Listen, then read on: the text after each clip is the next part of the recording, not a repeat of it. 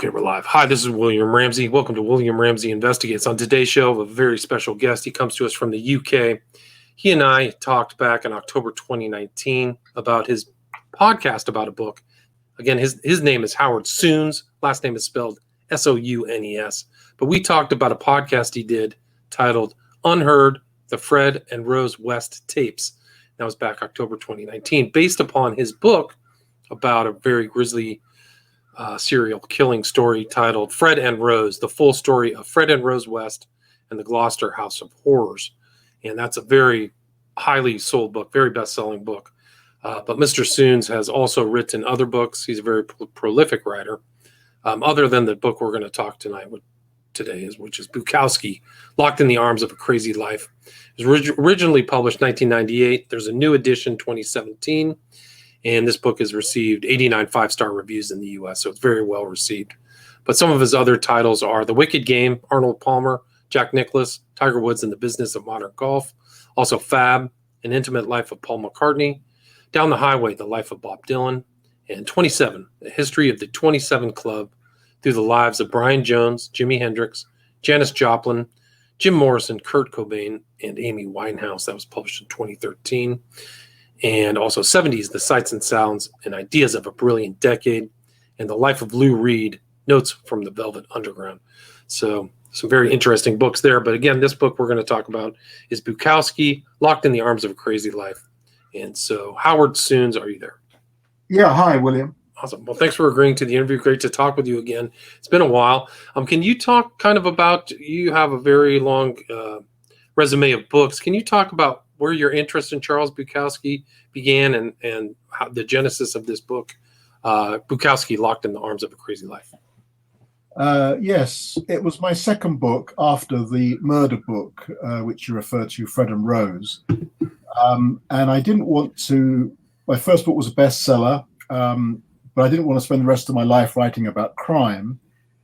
And my interests really were more cultural. And so I thought it'd be nice to write a very different type of book. And I wanted to write a biography. And I wanted to write about someone whose work I admired. And at the time I was reading Charles Bukowski. I was reading his novel Post Office, which is the first of his 6 novels. And it's about a guy working for the US Postal Service in California and hating his job. And it's a very funny novel. It's only a short book. It's about 100 pages long. And I really enjoyed it. And Bukowski writes about himself in his books. And I thought, this is an interesting guy. This is a good subject for a biography. And it would be a nice change from writing about murder. Right. This seems like a very interesting, warm character. And so that was what became my second book. Gotcha. And he passed away in 1994.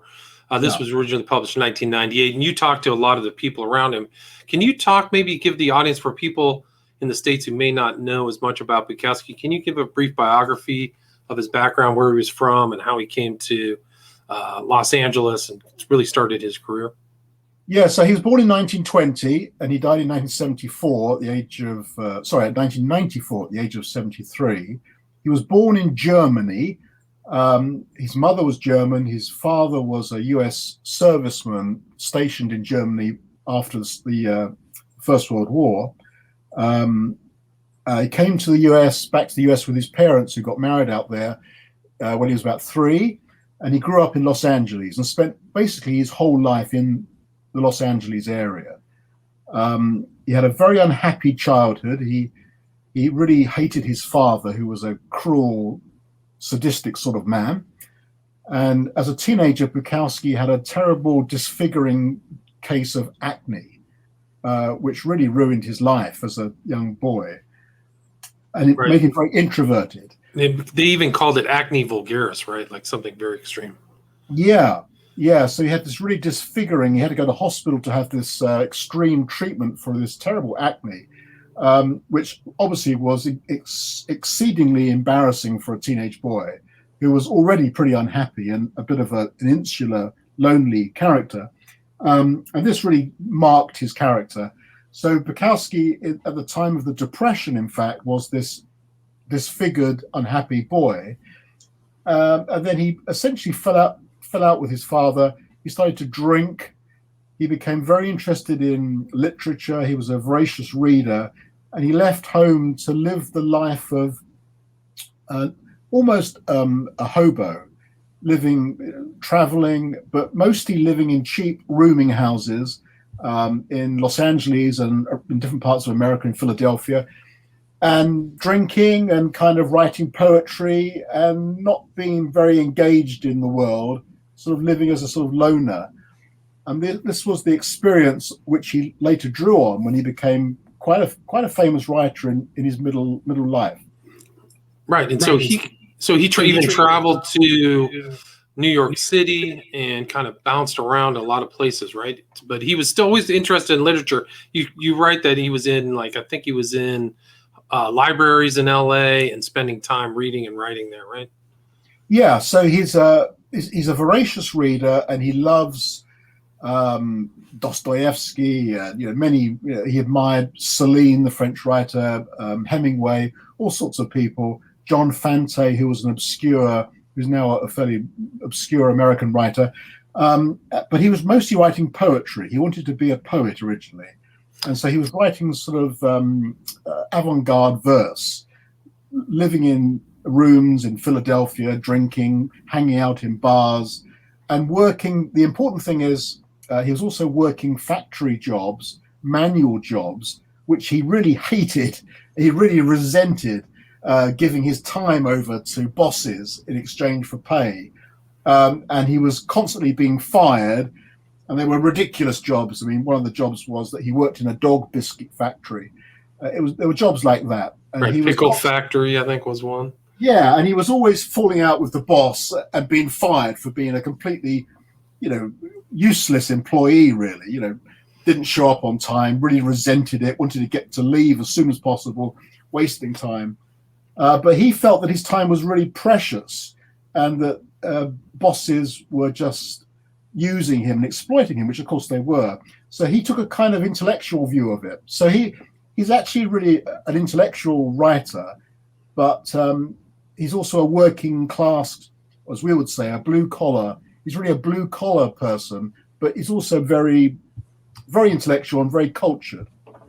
Yeah, it's really a remarkable distinction of his personality, coming up really a laborer, blue collar, but also having literary aspirations for a long period of time. And then so he's bouncing around. He comes back to Los Angeles, and I guess he infamously just started working for the post office, right? That was kind of one of his longest stretch of employment, correct? Yeah, so one of these many jobs, I mean, he would call them shit jobs. I mean, that was one of his quotes, was working as a postman, delivering the post. That didn't last very long. He was, of course, chased by dogs and things like that, and he hated it. And so he became a postal clerk in the great big downtown Los Angeles U.S. postal sorting office, which was a massive building.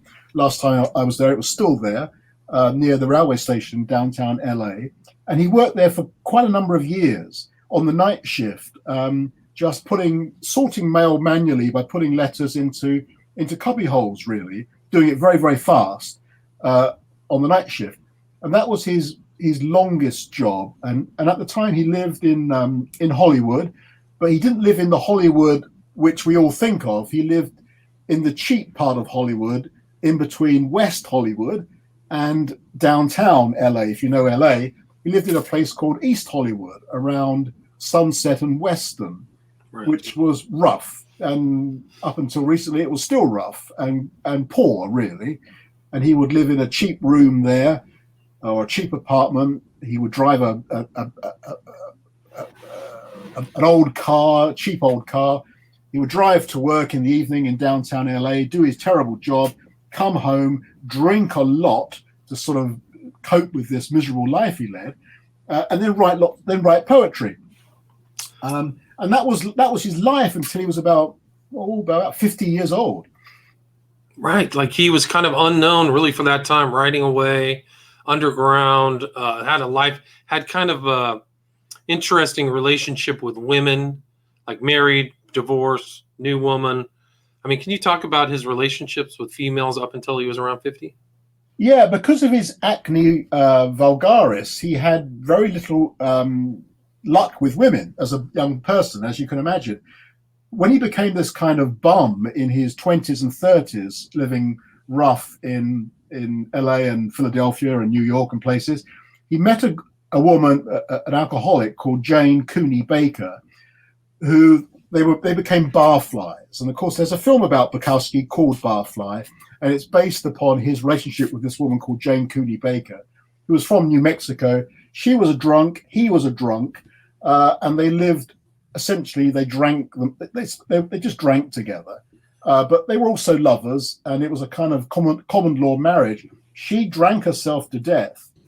So that was really the great love of his life. And he wrote a wonderful, wonderful book of love poems about Jane, with a terrific title, which the rock band U2 later used, called "The Days Run Away Like Wild Horses Over the Hills." Fantastic book, brilliant title. And she died. She drank herself to death. So that was a tragedy, which he never forgot. He married a woman who had a physical deformity from Texas called Barbara Fry. She had something wrong with her neck, which made her look like a dwarf, or she was somehow, she had a sort of strange physical appearance. And that was a disastrous marriage that went wrong.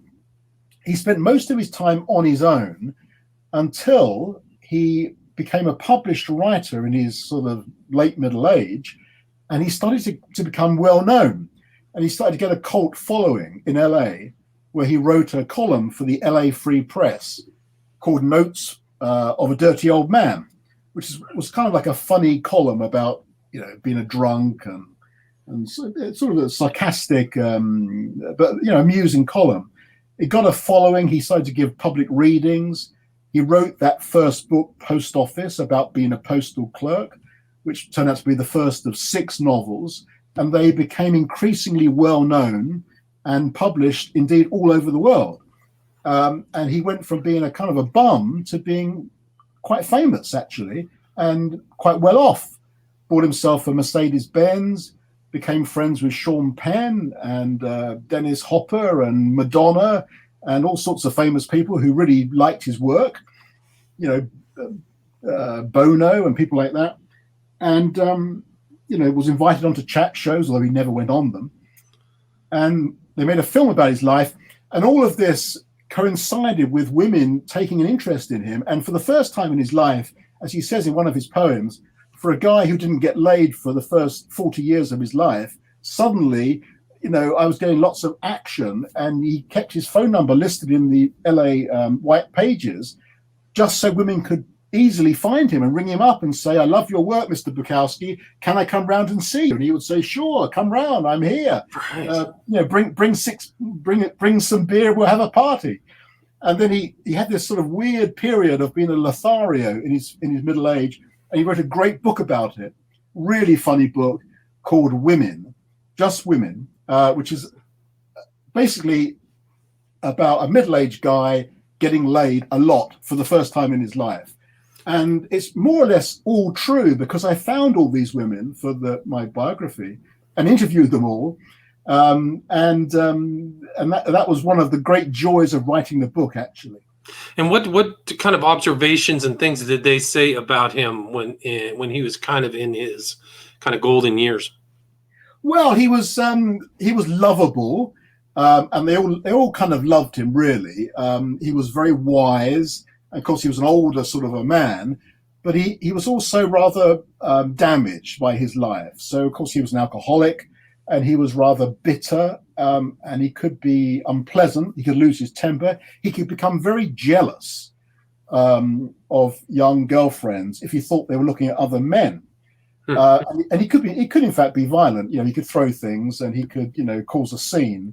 And he had some tempestuous relationships, and most famously with a woman called Linda King, who's a sculptress, and she was a barmaid in LA.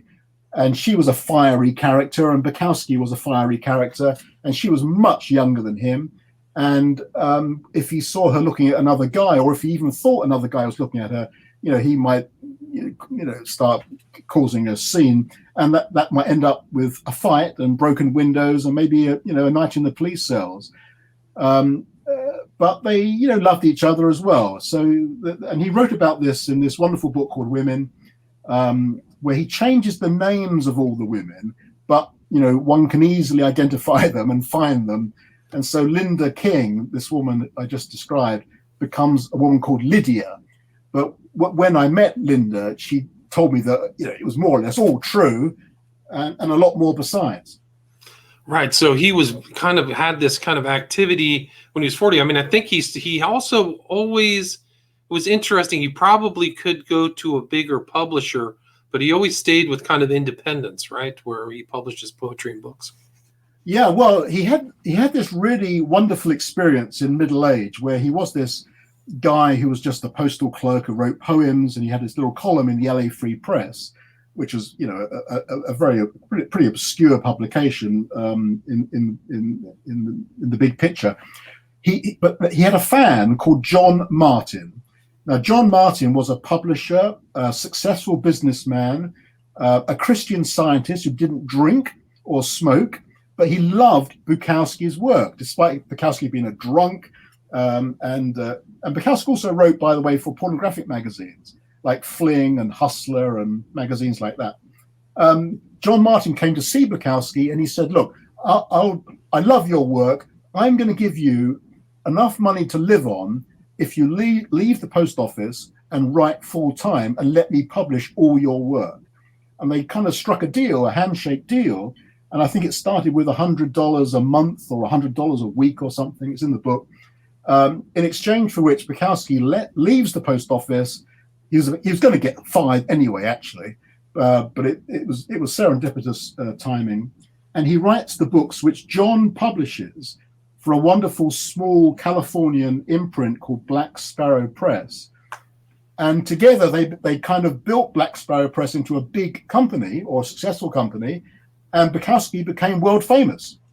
And he was published all over the world. Right.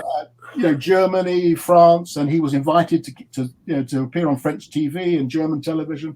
He became an international celebrity. Yeah, I was surprised. So in his home country where he was born, he was really, and still is famous, and still is really a cultural figure, certainly in the U.S. What's it like from the U.K.? How's Bukowski considered, or maybe from the continent? Well, I think he had a peak of popularity in the 70s and 80s. Now, last year would have been his centenary year, and I don't think it didn't get much attention. I think his day maybe has passed slightly. He's not as popular now as he was 20 years ago when I wrote the book, and he was probably even more famous 20 years before that. And he was at one point very famous in Europe, especially in continental Europe. In Germany particularly, but also in Spain, in Italy, places all over continental Europe. But I think possibly his name has slightly faded a little bit since then. Interesting, because I didn't know that he had that much of an international acclaim. But here in the States, definitely the culture, he will probably be always this kind of the great underground drunken writer. I don't know if there's anybody who stands with Bukowski in that thing. But also Bukowski you said he mixed with a lot of kind of famous people once he became famous at 50. I found it was interesting that he was eventually married by Manly Palmer Hall, like kind of a famous, really one of the famous occultists or Masons out there. That was curious. Can you talk about that? Well, you've told me something I didn't know. He was married by who? Manly Palmer Hall. Manly Palmer. He was like he was like a big occultist out here who had this place called, I can't remember, that Spiritual Science. It was up in Las Feliz, but it was an interesting connection. Do you talk about Robert Crumb and Bukowski? Yeah. Robert Crumb, the great artist, he became a friend of Bukowski's, and he illustrated some of Bukowski's work very successfully. And I interviewed Crumb, who he gave me some artwork which I stupidly didn't keep, and I regret. I was thinking about it only today that I wish I'd kept it. My goodness me, because it was one beautiful stuff and valuable. But anyway, Crumb and Bukowski had a nice little partnership going, and Crumb really admired Bukowski's personality. The thing about Bukowski is, if you like him as a writer, you also admire him as a man. He had a great deal of integrity. He wasn't somebody who joined the mainstream. He wasn't somebody who bought into the American dream, as it were. He was cynical. He was skeptical. He was himself. He lived on his own terms, and was successful on his own terms. He never pandered to the mainstream. He didn't want to be famous, but he became famous. He never wrote books that were, as it were, for popular consumption. Right. But in fact, he became a successful writer. And Crumb, who's of the same kind of mindset, really admired that in him, as did people like Sean Penn and Bono and many other one of the joys of writing the book was that it was very easy to interview people who liked Bukowski because they really loved him and they wanted to talk about him. And that included many, famous people, Allen Ginsberg and Sean Penn and Robert Crumb and people like that. They were very willing to talk about Bukowski because they were very proud of the association they had with him. And they wanted people to know about what a great guy he was. Yeah, it's really interesting. Like, he really kind of had that kind of an integrity that they, like you said, like they all admired. I mean, he also... Didn't he have a lot of stuff? He became even more famous after he died in '94. There was a lot of unpublished kind of poems and things like that too, right? Yeah, I mean, one of the things about Bukowski was that he was incredibly prolific. So apart from the 6 novels, which is where I would recommend anyone start, I would start with Post Office and Women. There's also several volumes of short stories, most famously a book called Notes of a Dirty Old Man. But then there are probably thousands of poems. And in his lifetime, he probably published 30 volumes of poetry. And some of these volumes are quite slim, as you would expect. There's a brilliant one called It Takes, The Days Run Away Like Wild Horses Over the Hills. It's quite a slim book. But some of them are really big, fat volumes, like 200, 300 pages long. And then after he died, John Martin, this publisher friend of his, who became his best friend, really, and they were business partners and friends. And John was the best man at Bukowski's second wedding. Bukowski married twice, and there's a widow, Linda Lee Bukowski, still alive. John, who, when I went to see John in Santa Rosa, writing the book, he had filing cabinets full of unpublished Bukowski material. He was showing me, he pulled out these filing cabinets. They were just hundreds and hundreds and hundreds of pages of stuff that Bukowski had sent him, which he hadn't published yet. And in the years after Bukowski died in '94, John published quite a few books of unpublished material. And that became a little bit controversial because some of Bukowski's fans thought that there was a bit of scraping of the barrel, actually, latterly. Interesting. So they thought it was they should have left that stuff unpublished. Yes, I think some people felt that, and I must say, to some extent, I feel that as well, because I think it's not all of the same quality, to be truthful. And I think also there's been some criticism of John for possibly editing some of the stuff. I mean, he was his editor. I mean, that was part of his role. He was his publisher and editor and friend and executor and best man and everything, he was the guy who bailed him out of jail, I mean, he was everything to Bukowski. But I think some people felt that John published too much. But I mean, in the bigger picture, John Martin was the best friend Bukowski ever had. And if it wasn't for John Martin, we would never have heard of Bukowski probably. Interesting. And you also include one of his poems in your title, right? That's taken from a Bukowski poem, correct? Yeah. So when I came to write the book, I was thinking, what do I want to call it? And I didn't want to give it a boring... if you love Bukowski, his poems really speak to you. And so there's a poem called One for the Shoeshine Man. And there's a line in it which says, if you see me grinning from my blue Volks, which is his Volkswagen, he had an old blue VW Beetle, running a yellow light, driving straight into the sun, I would be locked in the arms of a crazy life, which kind of sums him up in a sense, because his life was chaotic and in some ways extreme and sometimes very unhappy, but it was also full of moments of wonder and joy and success and love. And as I say, he was an intellectual, so he thought deeply about life, and he thought about the beauty in life as well as the bad side of life. Right, like you see that mix of greediness and still that kind of wisdom or wise and old kind of writer in him. I think in his work, I've read some of his works, but not all of them. I mean, what do you think that his legacy will be, and what do you think? I mean, you mentioned his 2 books that you suggest reading. What's the kind of best way, do you think, to approach Bukowski? Well, I would start with the novels because they're the most accessible, and of course, there's a story there, and it's the story of his life. So if you read Post Office, you're reading about Bukowski working in the post office, and he calls himself Chinaski. That's his fictional alter ego, Henry Chinaski. And then you'll find that this character Chinaski, Chinaski, appears in most of his books.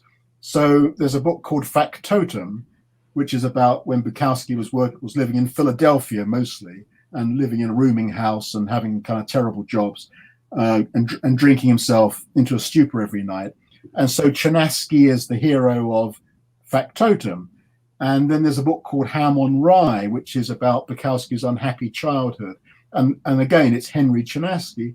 And you learn to sort of, you get to know this character Chinaski, who's he's a drunk, and he's a loner, but he's got a sort of wry sense of humor, and he's a cynic. He's very cynical about society, but he's also and he's looking for love. He's always looking for love. So he's a romantic at heart, but he's often disappointed, and so he drinks a lot. And he hates his work, but he's a man who loves classical music, he loves literature, and he loves poetry. So he's a very complicated guy. And I think if you like Bukowski, you get to love this character Chinaski, and you really he becomes your friend, and you want to read all about his adventures. And if you get into it, you can like me, I've got probably 40, 50 books in the next room on the shelves, because there's plenty of it. There's so much of it, you probably can't even read all of it. Right. I mean, it's really a remarkable amount. And I think most people who know Bukowski don't know how much he really produced. They just see him as maybe some of these novels or Notes of a Dirty Old Man, but they don't know about the poetry and some of the other nonfiction works. So I was surprised reading through about how really productive he was. He really was incredibly, considering he also was drinking a lot his whole life, right? I mean, his relationship with alcohol is a central component of his character. Would you agree with that? Oh, yeah. I mean, so his widow, Linda Lee, would say that he wasn't an alcoholic, but I mean, of course he was. And it's absolutely plain that he was. And he was the sort of guy who would, the first thing in the morning, he would go to the liquor store on Sunset Boulevard, and he would just buy cheap wine, and he would, and after work he would just drink until he fell asleep, and he would wake up with a hangover, or sometimes he woke up, didn't know where the hell he was. He'd wake up on somebody's lawn somewhere in East LA, and there were nights in jail because of it, and there were suicide attempts. I mean, for years he lived, he said, with a noose under his bed. He made a noose, kept it under his bed, so it was handy for when he decided to hang himself. And so for much of his life, he was very, very depressed and unhappy. But then he had, one of the wonderful things about Bukowski is that his life has a happy ending, because after all these years of loneliness and poverty and kind of misery, really, but kind of smiling in the face of misery at the same time, he becomes a success. Right. He becomes a success. He makes a lot of money. He buys a nice suburban house down in San Pedro, just outside of LA.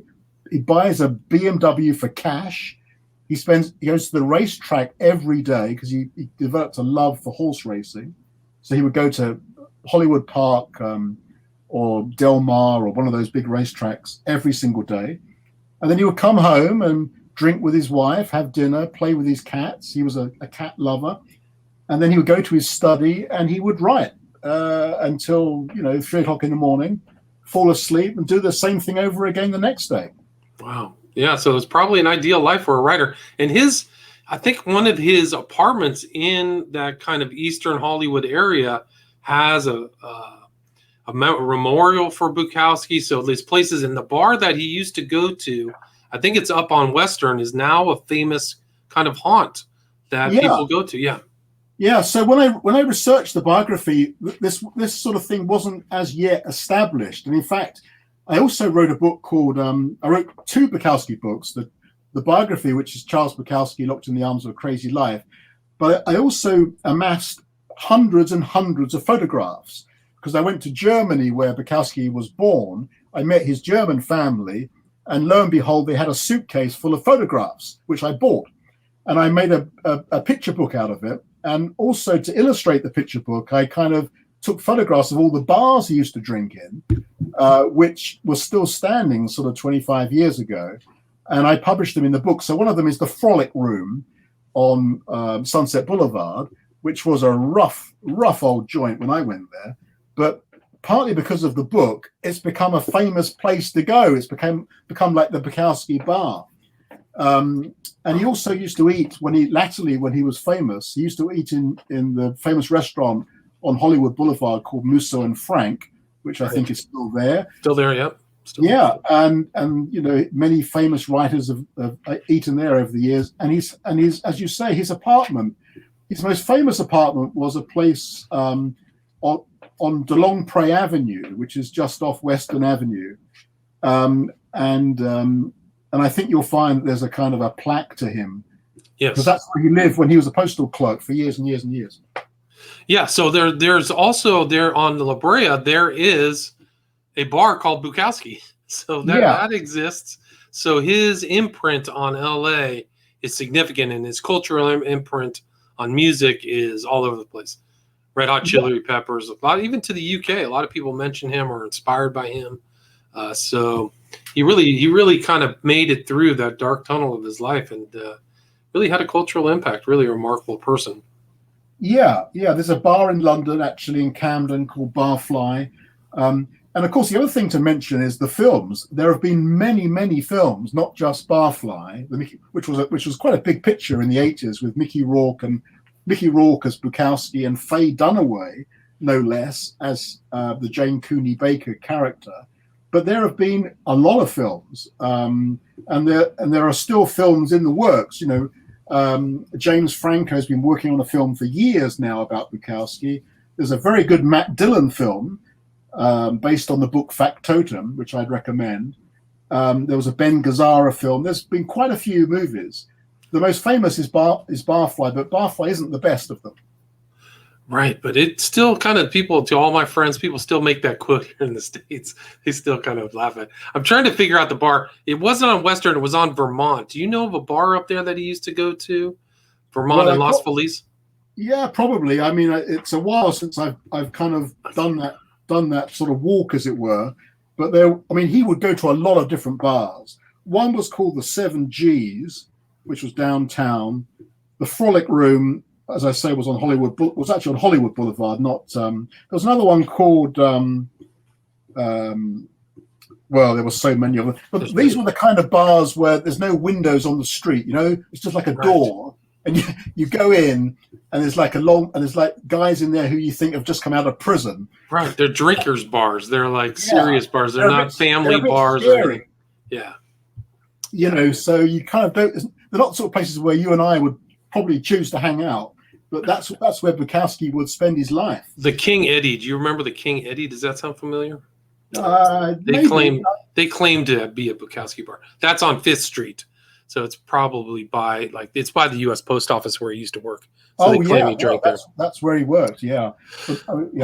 Anyway, but there's a lot. I mean, it's really the impact. It may be subtle, but he has really dispersed his ideas all over the world. It's really remarkable. Where's the best place for people to get this book, Howard Sounes? Well, you can buy. I mean, the biography Charles Bukowski, Locked in the Arms of a Crazy Life, has been in print now since 1998, and it's an e-book, a paperback. It's an audio book on Audible, and you can get it on Amazon, of course, easily. The dreaded Amazon, and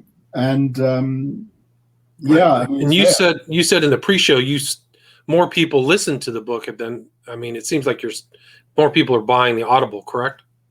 Well, audio book sales are on the up historically, and yeah, people buy the Audible version of Charles Bukowski, which is read by me actually, where I have to try and do the American accent, so that's not necessarily wholly successful, but I read it with a sense of love, because the thing I'm sure you understand that this really was a labor of love. I mean, rather like these other people I've mentioned, I really loved Bukowski.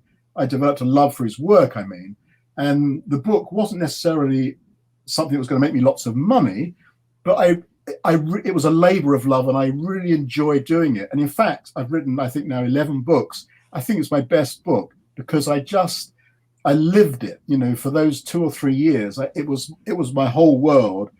And actually, I started to live like Bukowski. I started to sort of live this strange life, too much drinking, and I started to eat like Bukowski. Bukowski had very particular tastes in everything he did, and so I started to copy what he did subconsciously, because I was so into his life that I became like him. And I actually dated one of his girlfriends at one point. Oh, interesting. So you have a connection there, and people can find more about you in your 11 books at your website, howardsounes.com, correct? Yeah. And that's HOWARDSOUNES.com. So people can check that out there. You can also go back and listen to our talk about the Fred and Rose West tapes from October 2019. You can just type that in. And again, the author's name is Howard Sounes, and the book title is Bukowski, Locked in the Arms of a Crazy Life, published 1998, new edition 2017. So, Howard Sounes, thank you so much for your time. Thanks, William. All right, take care. Stay there. Okay.